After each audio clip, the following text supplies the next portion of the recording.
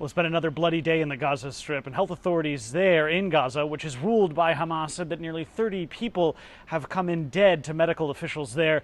Now, all of this is going on as we're still seeing the glimmer of hope for some negotiations that would free the remaining hostages in the Gaza Strip, bring some measure of peace to Gaza, and free Palestinian prisoners in Israeli jails. Now, those negotiations have been going on for a long time, even despite the fact that some have been successful over the past year and a half.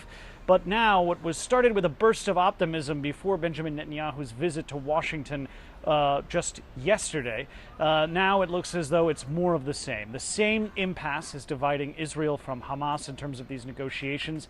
Much of the conversation, according to Israeli media, is around Hamas's insistence that Israel allow for more humanitarian aid, or all humanitarian aid, to come into the Gaza Strip. And we're also still hearing that Hamas wants to see that any release of their hostages in the Gaza Strip will result in a full end to the war and Israel's withdrawal from the enclave. Now, the Israelis, for their part, have not budged from their position that they will not end the war until Hamas is completely destroyed. We've seen both sides rejecting the other side's position over the past couple of days, but still, we saw Benjamin Netanyahu having dinner with President Trump last night.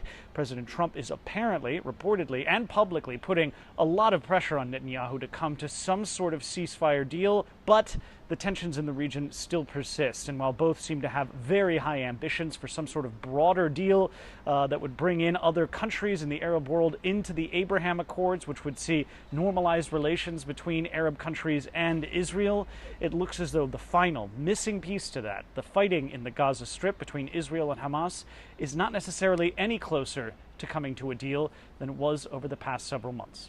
Matt Bradley, NBC News, Tel Aviv.